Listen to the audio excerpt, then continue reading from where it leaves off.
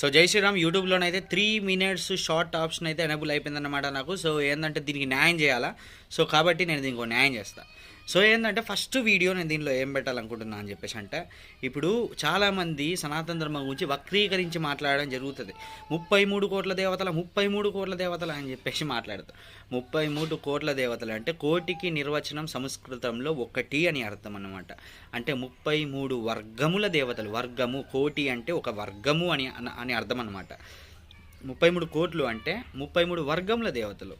So దీంట్లో ఇప్పుడు మనకి ఎలా అంటే, ఇప్పుడు ఎలాగైతే ఒక భారతదేశం యొక్క ఇండియన్ కాన్స్టిట్యూషన్ పరంగా రూలింగ్ జరగాలంటే మనకి ఏమేమి డిపార్ట్మెంట్స్ అయితే ఎలాగైతే కావాలో అంటే రూలింగ్ చేయడానికి, అదేవిధంగా ఆ యొక్క డిపార్ట్మెంట్స్ అనేటివి అలాంటి డిపార్ట్మెంట్స్ అనేటివి సనాతన ధర్మంలో వర్గంలో దేవతలుగా ఉంటారన్నమాట. ఇప్పుడు ఫర్ ఎగ్జాంపుల్ సార్ 33 కోట్ల దేవతలు ఏ దేవునికి మొక్కితే నా కోరికలు తీరుతాయని చెప్పేసి అంటే, వీళ్ళందరూ కూడా దేవతలు. ఇప్పుడు మీకు అందరు మంత్రులు ఉంటారు.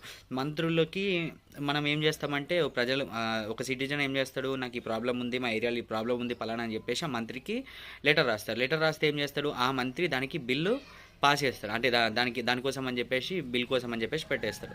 దాని తర్వాత అది ప్రాసెసింగ్, దాని తర్వాత సక్సెస్, ఇట్లా ఈ విధంగా అయిపోతా అన్నమాట.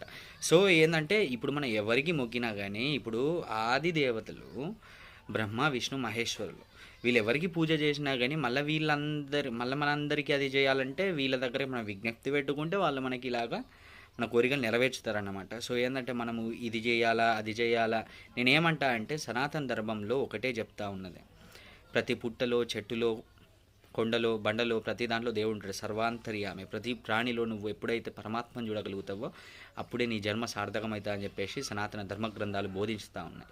ఇప్పుడు మూఢనమ్మకాలు ప్రతి సంవత్సరానికి ఒకసారి పుడుతూనే ఉంటాయి. ఏ మతంలోనైనా పుడుతూనే ఉంటాయి. ఫర్ ఎగ్జాంపుల్ ఇప్పుడు క్రిస్టియానిటీలో మేరీ మాతకి భజన చేయడము, మేరీ మాతకి పల్లకి సేవ చేయడము, జీసస్కి పల్లకి సేవ చేయడము, అంటే ఇలాంటివన్నీ క్రిస్టియానిటీలో ఉన్నాయి, మరి జరుగుతున్నాయి. ఎందుకు అంటే ఈ మధ్యలో పుట్టినటువంటి కొన్ని ఎట్లా అంటే హిందూ మతంలో ఆడంబరంగా జీవిస్తారనమాట. సో సడన్గా క్రిస్టియానిటీకి వెళ్ళేసరికి ఆడంబరం అనేది ఉండదు. అయితే వీళ్ళు దానివల్ల క్రిస్టియానిటీ నుంచి వెళ్ళి హిందూయిజంకి మళ్ళీ వస్తున్నారని చెప్పేసి వాళ్ళు అలా కన్వర్ట్ మళ్ళీ అక్కడి నుంచి ఇక్కడికి రాకుండా ఉండాలని చెప్పేసి వీళ్ళు అప్డేట్ అయిపోయి ఇలా కొత్త భజనలు, సుప్రభాతాలు ఇలాంటివన్నీ స్టార్ట్ చేసారన్నమాట. సో అదే రీజన్, అంతకు మించి రీజన్ ఏం లేదు. వాళ్ళు కాపీ కొట్టడం కాదు, వాళ్ళ ప్రజల్ని ఎంటర్టైన్ చేయడానికి అని చెప్పేసి శతవిధాల ప్రయత్నిస్తూ ఉన్నారు. కానీ దీన్ని మనం ఖచ్చితంగా అడ్డుకోవాలి. ఎందుకంటే నాది నువ్వు కాపీ కొట్టడేంది, నీ గ్రంథంలో ఉన్నట్టు నువ్వు చూసుకో. మా గ్రంథంలో ఉన్నటువంటి లేదంటే మా సంస్కృతిని మా కల్చర్ని నువ్వు కాపీ చేయడం ఎంతవరకు కరెక్ట్ అనేది మీ ఒపీనియన్లో నాకు కామెంట్ చేయండి. సో ఇది చేసేది తప్ప రైటా అనేది చాలామంది తెలియాలి. వీడియో